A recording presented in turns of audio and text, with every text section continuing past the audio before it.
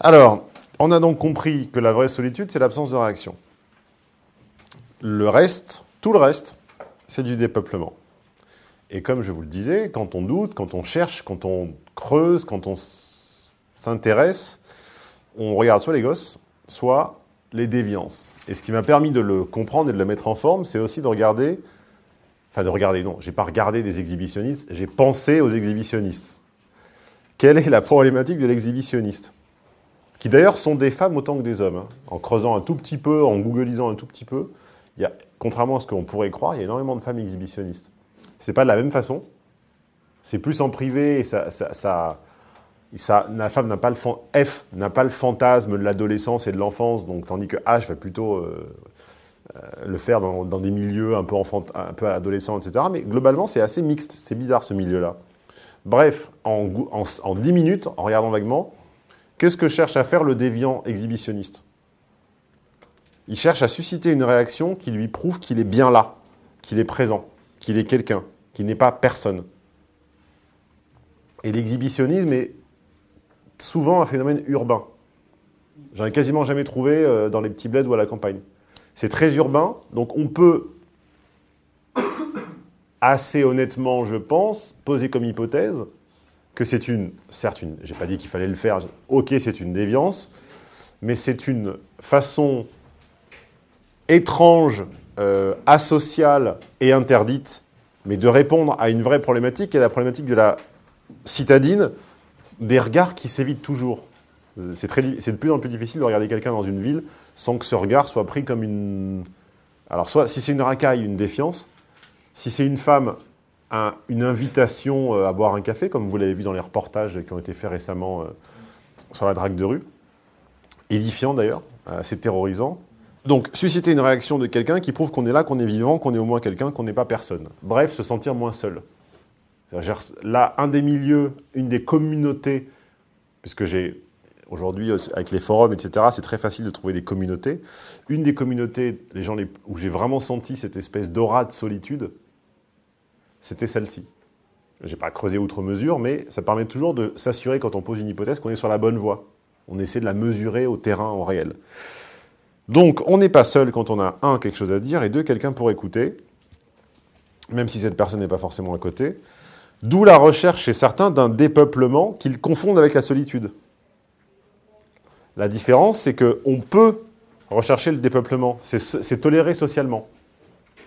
On peut chercher l'isolement, on peut chercher les vacances en solitaire, on peut chercher à se dénetworkiser, c'est une tendance en ce moment, à se couper des réseaux sociaux. On peut chercher à partir loin, c'est toléré socialement. Tandis que la solitude ne l'est pas. Le solitaire, c'est suspect, on l'a vu tout à l'heure. On le soupçonne d'avoir des mauvaises pensées. Bref, ceci est une amorce de transition avec la partie conseil pratique qui arrive. Dépeupler égale toléré socialement. Solitaire égale aura néfaste, pas toléré socialement et un peu effrayant, pitié, rejet, tout ce qu'on a dit. Donc, comment subsister, comment survivre, dans l'annonce, j'ai dit gérer, puis après j'ai réfléchi, je me suis dit gérer, c'est pas très beau et c'est pas très précis, mais comment gérer la solitude, si vous voulez, c'est-à-dire comment survivre comme un dépeuplé momentané, toujours momentané, hein. Souvenez-vous, c'est comme la cocaïne. Trop long, un peu, il faut que jeunesse se passe, mais trop longtemps, c'est terminé, vous êtes drogué. Donc, comment survivre comme un dépeuplé momentané et pas comme un solitaire ? Deux voies, qui sont celles qu'on va creuser ensemble, avant qu'on parle des conseils d'expat, etc. Voie numéro 1, se remplir, c'est-à-dire avoir la vie intérieure la plus riche possible, et on y reviendra dans ce que j'appelle la journée type. Quelle est la journée type quand on, de façon momentanée, pour une raison X ou Y, on est seul ou dépeuplé. Et on y reviendra. Et deux, avoir des scénarios de résistance. Alors, je sais que c'est un peu énigmatique. Qu'est-ce que j'entends, à votre avis, par scénario de résistance ? À votre avis, ça veut dire quoi ? Résistance à quoi d'abord? Oui. De résistance à l'idée que la solitude, c'est le rejet, l'amitié. Non. Des rituels Pas du tout. qui nous contraignent un peu à aller vers les gens. Pas du tout. Scénario de résistance à quoi? On résiste à quoi? Vous devez résister à quoi? À la facilité de rester seul. Non. C'est pas facile de rester seul. Enfin, si t'es branché normalement, c'est pas facile. Ah non, si c'était agréable et facile, vous ne seriez pas là. Scénario de résistance à quoi? Vous résistez à quoi? Répondre seul à ces questions. Non. À la pression sociale. Il va falloir apprendre à mentir. Vous ne pouvez pas dire la vérité. Dans ce domaine-là.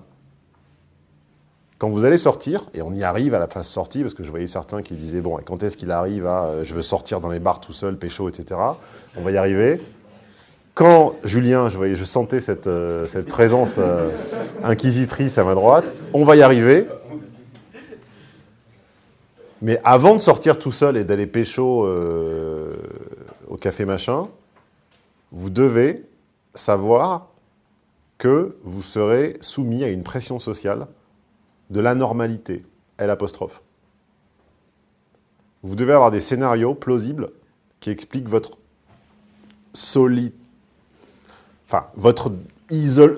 le fait que vous soyez seul. Ça, c'est exactement ce que j'appelle c'est l'équivalent de ce qu'en Dream Job j'appelais qui a fait un Dream Job? Bon, donc ceux qui ont fait un Dream Job devraient se souvenir que la phase la plus dure et la seule qu'on doit préparer à l'avance et quasiment apprendre par cœur, c'est quoi? Est-ce que vous m'embauchez? Je vous ai dit ça, vous n'arriverez pas à le demander en live. Il faut préparer votre tournure de phrase et l'apprendre par cœur. Vous vous en souvenez quand même maintenant? Bon. Eh bien ça, c'est l'équivalent. C'est-à-dire que, à moins d'une aisance sociale hallucinante, vous n'arriverez pas à créer un scénario de résistance en direct, en live. Et oui, il va falloir un mensonge, il va falloir un scénario, il va falloir une excuse. Il va falloir un... C'est pas une excuse, parce qu'une excuse, c'est j'ai fait une faute. C'est un scénario. Qu'est-ce qui a fait avant que je sois seul dans ce bar, dans cette soirée, dans cette rue, dans ce parc, dans cet avion, dans ce train, dans cette classe, dans ce séminaire, dans ce quoi que ce soit? Qu'est-ce qu'il a fait? Vous n'aurez pas le temps de l'inventer. Donc il faut l'apprendre, il faut l'inventer et l'apprendre. Donc allons-y. Inventez-moi un scénario. Le rendez-vous Oui. qui n'est pas venu, Julien, c'est ça? c'est ça. Le rendez-vous on s'est proposé un lapin. Alors, quelqu'un d'entre nous va inventer un scénario et les autres jugent de la plausibilité, ça se dit? S'il est plausible ou non, et quelle valeur il nous donne et quel regard on porte sur nous avec ça. Donc, Julien nous dit le scénario du lapin. Je l'ai fait plusieurs fois. Est-ce que c'est plausible? Oui. Oui, c'est plausible. Quel regard ça renvoie? Pas de l'horizon. Alors allons-y distinctement chacun. Donc Ça fait de la peine, quoi. ça fait de la peine, C'est pathétique. c'est pathétique, On ne doit pas être assez intéressant. on n'est pas assez intéressant. Ok. Je ne peux pas dire le contraire. Il y a clairement un problème de... Il y a 100% plausibilité. Il n'y a pas de souci là-dessus. Mais il y a un petit problème de qualification. Il y a un problème de... Ouais, on le croit. On le croit que sa date, elle n'est pas venue. Mais qu'est-ce qui reste maintenant? Il reste un mec qui s'est pris un lapin. Donc, scénario à ne faire que dans un seul cas très précis. Lequel? C'est un mec. Pardon? Si on doit parler à un mec. Ah, j'ai pas pensé. Oui, éventuellement, si on doit parler à un mec, pourquoi pas. Et quoi d'autre? si on a déjà eu des signes d'intérêt. C'est-à-dire les signes d'intérêt témoignent qu'on a une valeur suffisante et on peut griller une cartouche en disant bah ouais, j'ai un encart, elle n'est pas venue. Si on part d'assez haut, ça passera. Si vous ne savez pas d'où vous partez, non.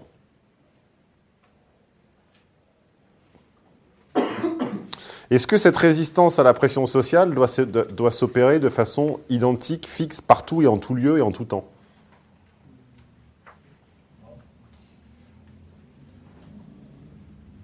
Oui, non? Non. Pourquoi non? Par exemple, à l'étranger, quand on est en voyage, c'est plus facile pour les autres de comprendre qu'on soit seul. Alors dans quel lieu, dans quel contexte est-ce que cette pression sociale est forte et donc doit faire l'objet d'un scénario en béton? Et dans quel objet est-ce que cette pression sociale de la solitude anormale diminue et donc peut se contenter d'un mini-scénario, voire de rien du tout? Pression, contexte. Là, vous mettez quoi comme activité, là? Dans quelle activité est-ce que notre diagramme de pression, enfin, diagramme de pression, bon, bref, votre truc, pression, est la plus faible? Oui. Quand on est géographiquement très loin de chez soi, qu'on vient d'arriver sur place, qu'on découvre une nouvelle ville, un nouvel endroit. Vous êtes d'accord ou pas, les autres? La plus faible. Ça peut être le club de tennis aussi. Club de sport? Il y a quelque chose qui se fait seul, de toute façon. À son quotidien, aller faire ses cours. Je vais lui donner en intro. Allô? L'intro, 14h20. Tour du monde. Sachez que tout ce que je vous dis, c'est pas là par hasard. Si j'ai pris cette intro, c'est pour la remettre plus tard. Si je prends telle citation, c'est parce qu'elle a un sens.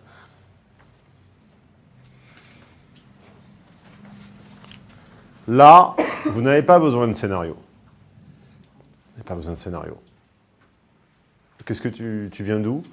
Bah, je suis français, mais voilà, je fais un tour du monde, je suis parti depuis 6 mois. On va pas vous demander, mais pourquoi tu es tout seul? Non, vous n'avez pas besoin de scénario.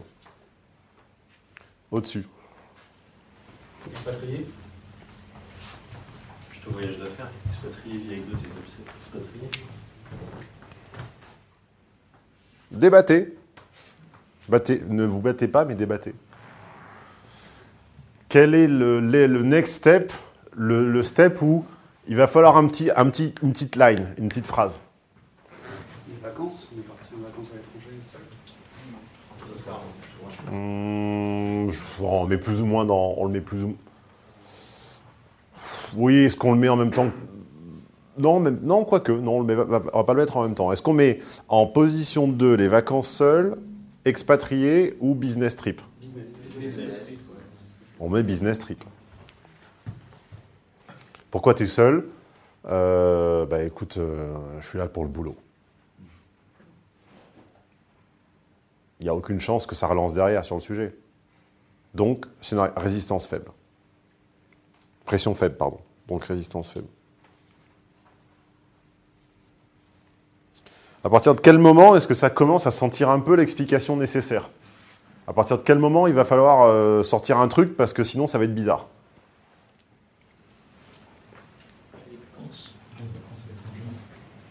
Ouais. Tout le monde est d'accord pour les vacances? Avant ça, il y a la vie d'expatrié, le déracinement, mais même si on vit... Expat ou vacances? Non, Vacances. D'abord. Ça devient forcément plus bizarre si on habite là. Ouais, sauf si tu viens d'arriver.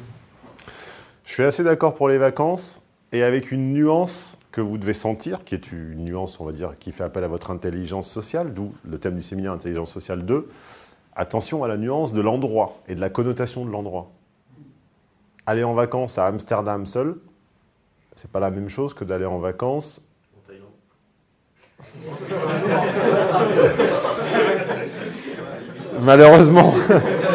Malheureusement un peu si.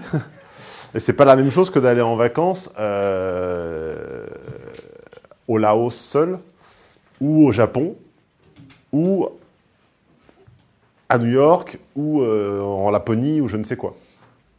Donc, oui, je suis d'accord pour qu'on mette la vacance au milieu, c'est-à-dire on est 3 sur 5, on est exactement au milieu, mais souvenez-vous toujours, le séminaire n'est pas comment partir en vacances, c'est juste souvenez-vous toujours qu'un lieu égale une connotation et que vous êtes, on projette sur vous cette connotation. Un de mes meilleurs potes il y a longtemps, qui habitait à Amsterdam, me disait le premier truc quand tu abordes une fille ici et que tu as un accent ou qu'on voit que tu n'es pas de là-bas, c'est d'avoir le scénario à la question « Qu'est-ce que tu viens faire ici ?» Parce qu'à Amsterdam, c'est connoté drogue et prostitution de vitrine. Tu n'as pas le scénario. Si ta réponse est... le 2 secondes d'hésitation, c'est mort. Dites-vous bien qu'une ville, a fortiori quand elle a un background un peu comme ça, je ne dis pas que toutes les villes ont un background comme ça, mais il y a toutes plus ou moins une connotation. Vous êtes associé à un endroit. Et il y a des villes dans lesquelles c'est plus ou moins, on va dire, socialement normal ou anormal. Donc, vacances, mais encore une fois, souvenez-vous, c'est variable, c'est du cas par cas.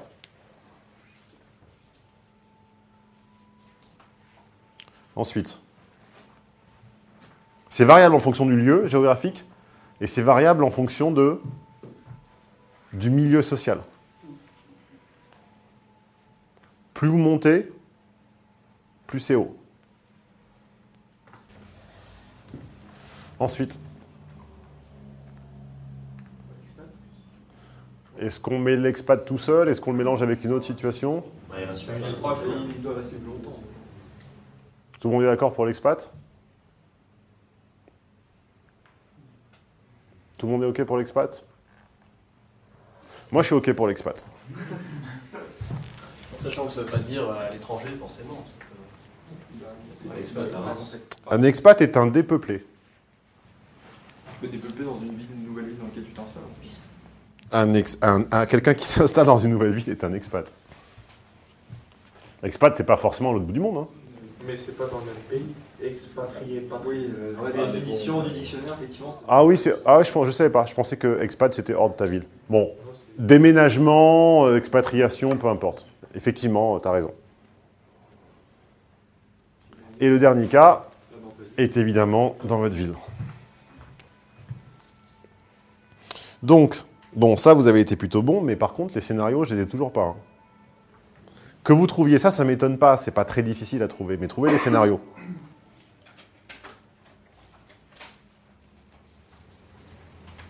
On a besoin de scénarios à partir des vacances, on va dire. Vous n'avez pas besoin de scénario là. Quasiment pas ici, quoique, mais facilement trouvable. Genre, vous regardez In the Air avec Georges Clooney. Quelqu'un l'a vu? Oui. Où il échange des points, là, etc. Quand il rencontre la blonde. Bon, bah c'est là. C'est pas très dur, vous savez faire ça. Bon, à partir de là.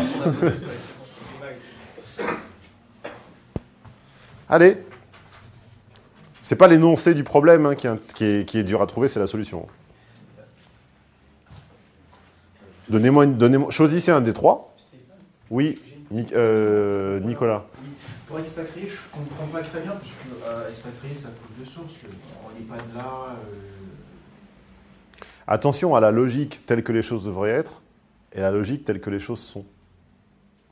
Comme je vous l'ai dit, d'ailleurs ça marche pour vacances et expats, tout dépend du contexte. Dans une ville à très fort turnover, le turnover étant les gens qui rentrent et qui partent, style Barcelone et style Londres, ça sera beaucoup plus facile à expliquer. J'ai été muté, voilà, pour 1 an, etc. Que dans une ville plus conservatrice, plus sédentaire, où tu n'as pas ce turnover-là et où tu as moins ces gens fraîchement débarqués.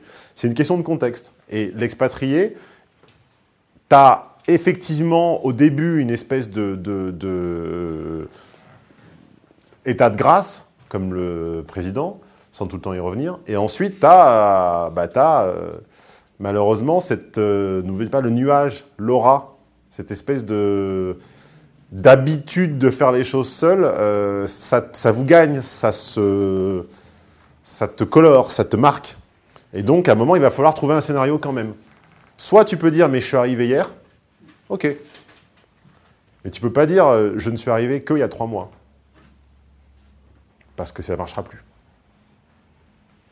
Alors, les scénarios, s'il vous plaît. Dans la ville, donc. Donc, toi, t'es où? Là? Dans la ville. Ouais. Mes amis, Après, je vous donnerai mes meilleurs scénarios. Je ne dis pas que c'est les meilleurs dans l'absolu, mais je vous donnerai les miens. mes amis habitent en banlieue, ils doivent rentrer plus tôt. Moi, je suis parisien, je reste ici. Ouh, il est bon celui-là. Je peux. Alors, fatigué, plausibilité. Très bonne. Tout le monde est d'accord? J'espère à partir d'une certaine heure quand même.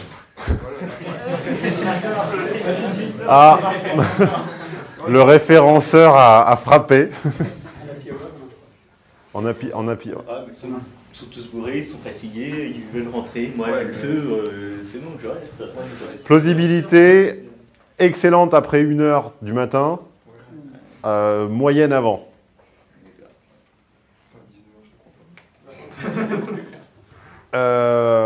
Quelle image ça projette de vous? En bien et en mal. Je veux la réponse en bien et en mal. C'est toujours nuancé. On n'est pas simpliste. La réponse, c'est toujours les sciences humaines. La subtilité, c'est la nuance. Donc, il y a un truc que j'aime dans ce scénario, il y a un truc que j'aime pas. La question qu'elle peut se poser, c'est... Il ou elle peut se poser. Pourquoi tu restes là alors que tout le monde est parti? Non, ça, c'est plutôt ce que j'aimais bien. Le côté positif, c'est qu'il y a un côté non-validation. Et il y a un côté what the fuck que j'aime bien. Ce que j'aime moins, c'est quoi?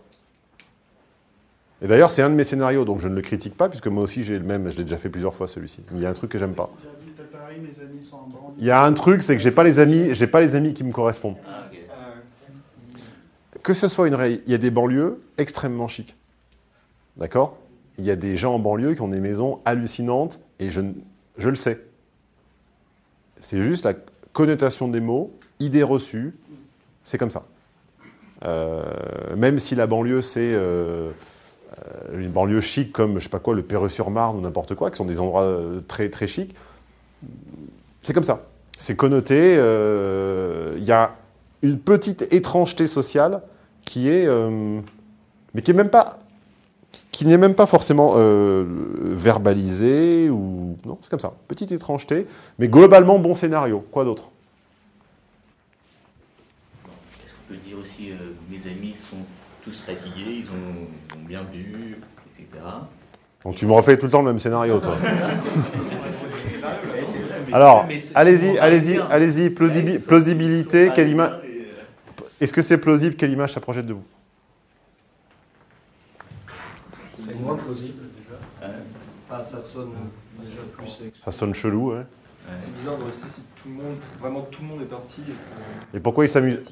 Ok, bon, déjà, c'est pas très plausible. Et puis, pourquoi il s'amuse pas avec ses amis? Lui, il est resté tout seul comme un couillon, sans boire. Tout le monde s'est torché. N'oubliez pas, on y reviendra tout à l'heure. N'oubliez pas que dans la séduction, ne faites pas comme mon client de la semaine qui a fait son coaching. N'oubliez pas que dans la séduction, il y a une notion d'encanaillement.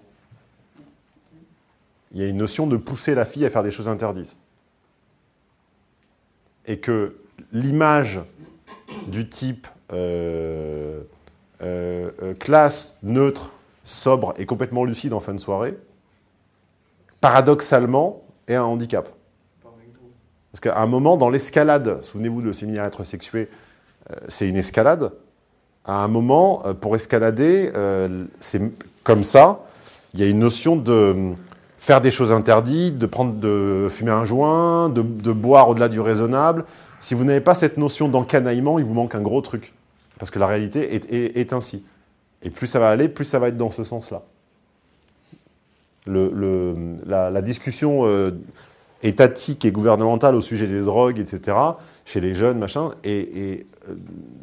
n'a pas bien conscience que c'est le palier d'une façon de séduire, en fait. C'est simplement le palier supplémentaire d'un encanaillement, et symboliquement, c'est que la fille a besoin d'être poussée à faire un truc. C'est l'étape manquante entre l'escalade de contact physique et l'acte sexuel. C'est un côté, je veux me laisser pousser à faire un truc qui est prouvé. Peu importe, je ferme la parenthèse. Qui avait la main? C'était moi. Oui. Donc, Donc pas très plausible, et surtout ça donne l'image de quoi? Ça donne l'image de quelqu'un qui est un peu juge de ses potes, genre ah oui, ils sont tous torchés, pas bon, j'ai déjà fait, pas bon. le rôle Pas bon. du papa. Pas bon, on te dit. C'est pas bien. Ok. T'as l'air d'un papa, t'as l'air d'un chaperon, Ouais. t'as l'air d'un juge, t'as l'air d'un Sécurité. peine à jouir, t'as l'air d'un mec pas fun.